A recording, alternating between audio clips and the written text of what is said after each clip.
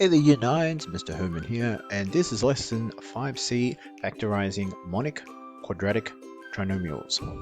Now, the learning goals and success criteria is going to sound quite confusing because there's a lot of new terminology that's going to be introduced, so just bear with me. The learning goals for this one is to understand the relationship between expanding brackets to form a trinomial and factorizing a monic trinomial, and to know how to factorize a monic quadratic trinomial. The success criteria is to be able to identify what a monic quadratic trinomial is and to be able to simplify algebraic fractions by first factorizing and cancelling common factors.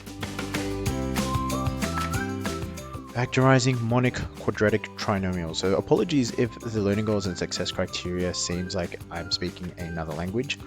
The irony is that a lot of these words stem from Latin words. So technically I kind of am almost speaking Latin to you guys. Factorizing monic quadratic trinomials. There is, or I should say rather, all of these set words are there for a reason. They will make sense. Before we get to this, I'm just going to reiterate what this little sentence is saying.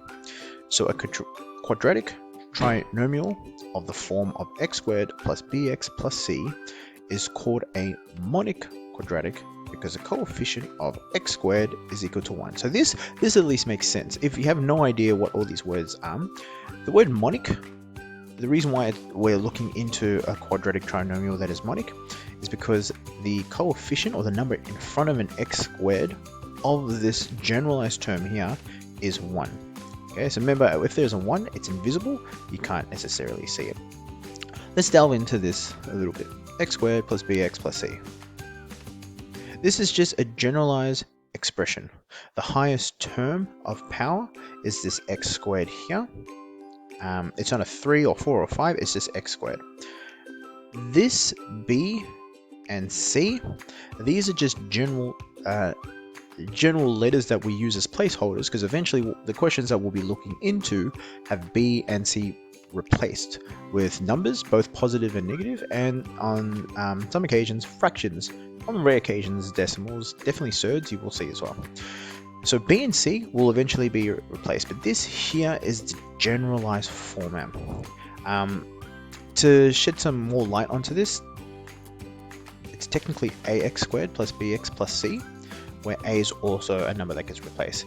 But we are dealing with the skill of monic quadratic trinomials. So monic just meaning mono meaning 1.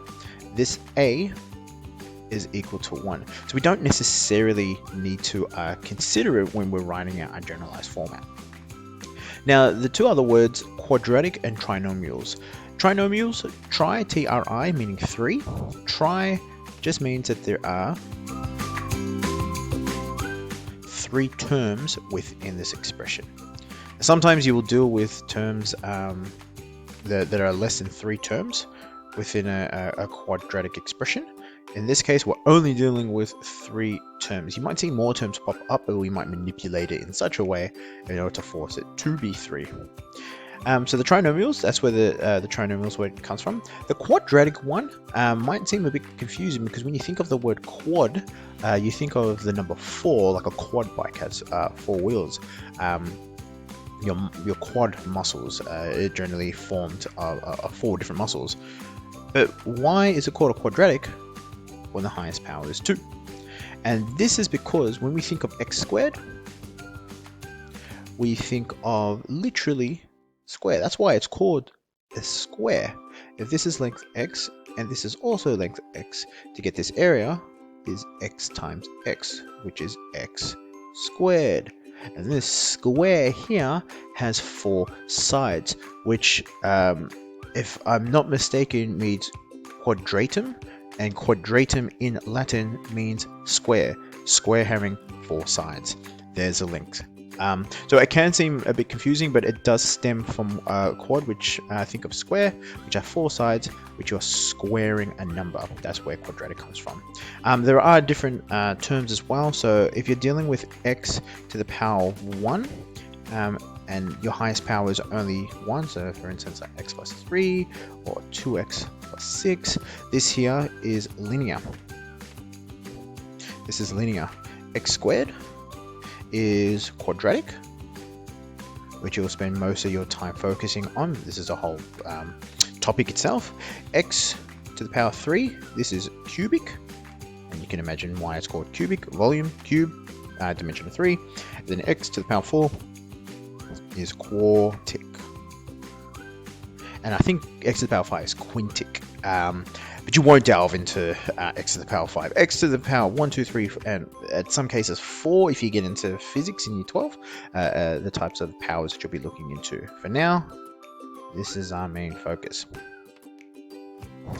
So now we've got all of this terminology out of the way, we're going to be looking into what are we trying to achieve with this generalized expression. So let's consider this term right here, an x plus m and an x plus n. Okay, so m and n are just random numbers. Again, could be positive, could be negative, could be surds, could be fractions, on the rare occasions could be decimals. What we are doing is we're going to change this generalized format into something that looks like this. The only difference is B and C have been given to you. What you're trying to figure out is M and N. What M and N is, to factorize this format into a neater looking expression, we need to figure out what M and N are. Now, obviously, in this case, it's a bit tricky to know what we have to turn it into because we're just generalizing here. But let's have a look at just expanding these brackets out to see what we get. So what we get is x times x, which is x squared, x times n, which is just xn, x or m times x, which I'll, for consistency's sake, leave it as xm, and m times n, which is mn. So you're probably looking at this and saying, okay, cool. I get that. Usually we just replace m and n with numbers and we expand it out. This right here, this x squared, we'll just leave as is. This xn and this xm, there's a commonality between these two terms, and it's a letter x. So I'm going to take this out as a common factor. But I'm just going to write it in a little bit of a different format. I'm going to leave it like this. Usually when we take out a common factor, it goes at the front. Technically, you can leave it like this because it still equates. I'm going to leave it at the front like this, and then I'll leave this m in here. Okay, this format is what we're going to get to when we tackle our set questions. Okay, now this format here and this expression here are almost the same. Yeah, they're almost the same. And what I mean by almost is, if we have a look here, let's look at this key idea specifically. MonQuadTrics of the form of x squared plus bx plus c can be factorized by finding two numbers that multiply to give the constant term c, so this here, and add to give the coefficients of x, that is, what b is. So what this is saying is this x squared, I'm going to write this on the bottom, this x squared plus bx plus c can take on the form of x plus m and x plus n. We're trying to look for two numbers. What this is saying, we're trying to look for two numbers, m and n, that when you multiply these two numbers together, will give you a c. And when you add these two numbers together, it will give you a b. Okay, so when you add them, it will give you a b, and when you multiply them, we'll give them a c. Now, generalizing this is very confusing. You need to delve into, okay, let's see some examples. Let's see what's going on so we can understand what this is trying to say, what this means. All right. Factorize the trinomials of the form of x squared plus bx plus c. So we're changing this into a format of brackets. So what I can see here is that my b term for this x squared plus 8x plus 15, my b term is 8. The coefficient of x is just 8. So my b is equal to 8. And my c, my constant that tags along at the end, is 15.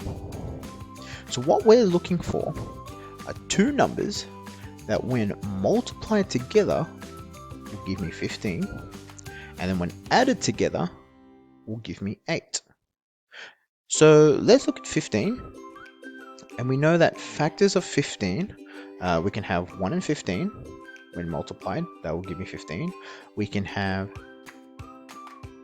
3 and 5, and these are the only two. We can have 1 and 15 and 3 and 5. There's nothing else that can work.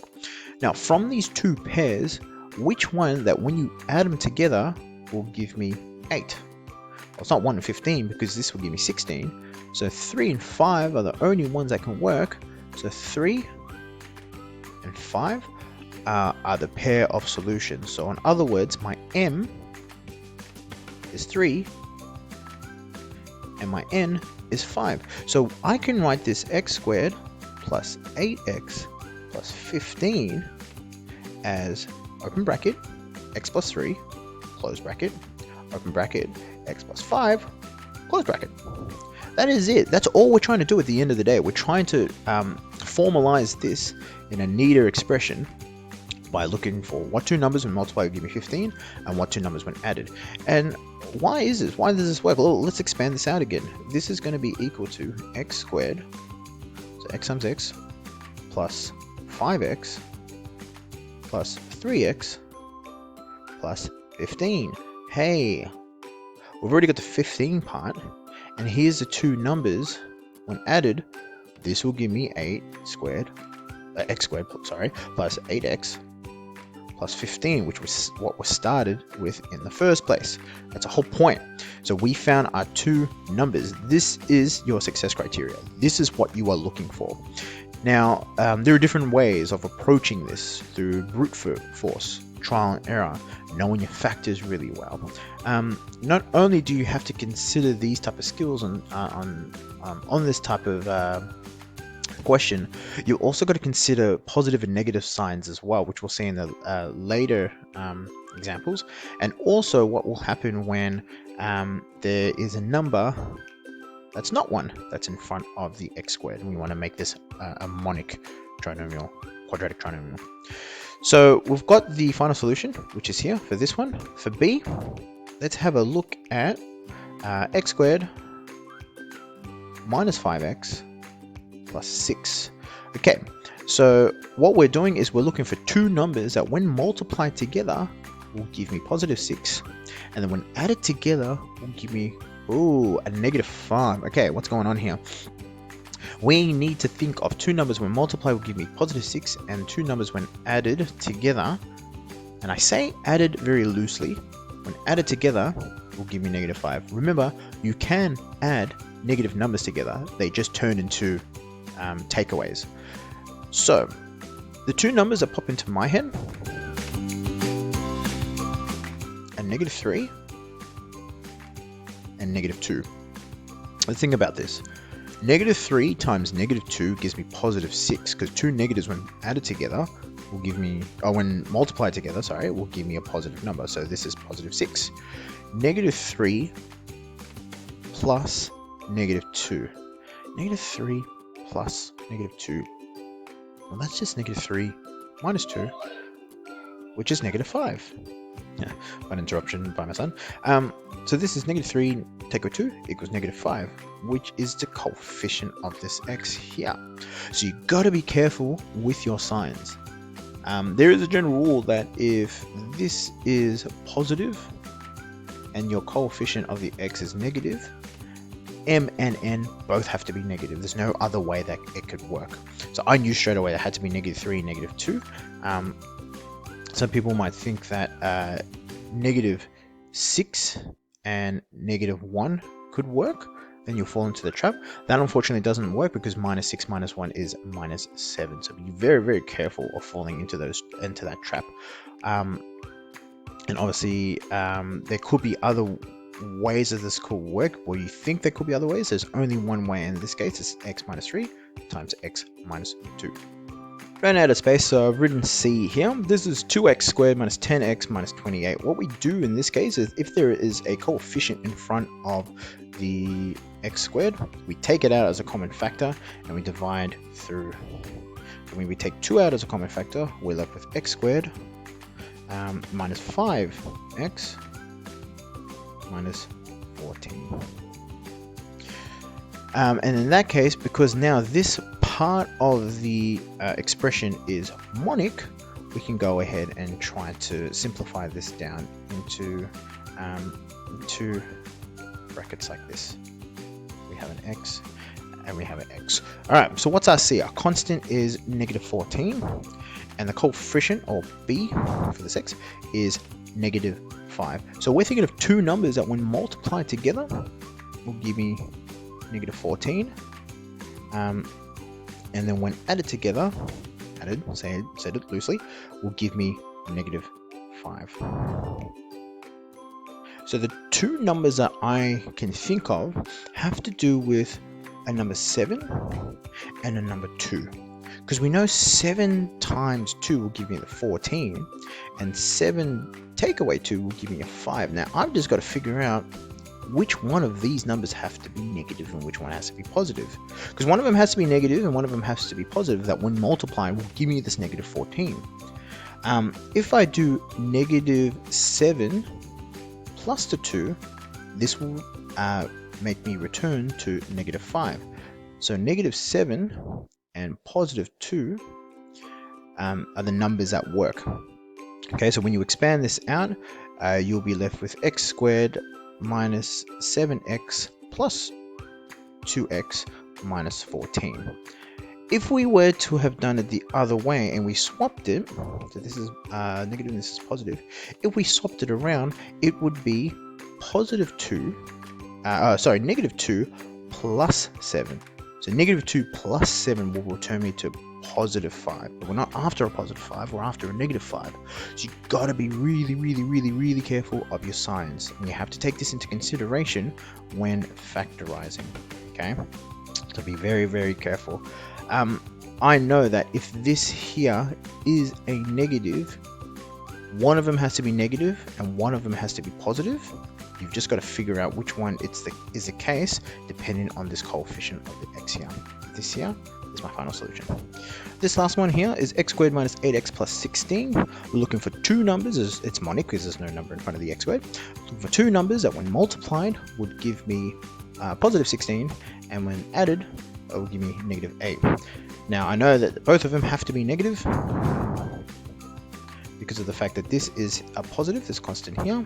And the two numbers I can think of, and they can be the same number, is negative 4. Because negative 4 times negative 4 gives me positive 16, and negative 4x plus negative 4x is negative 4x take away 4x, which gives me negative 8x. This here are the same terms, so we can write this as x minus 4 all squared. And that there is our final solution. I'm going to leave this as just part 1. Part 2, we're going to be looking at a bit more complicated examples. So this is part 1 for now. I'll see you in part 2. Bye.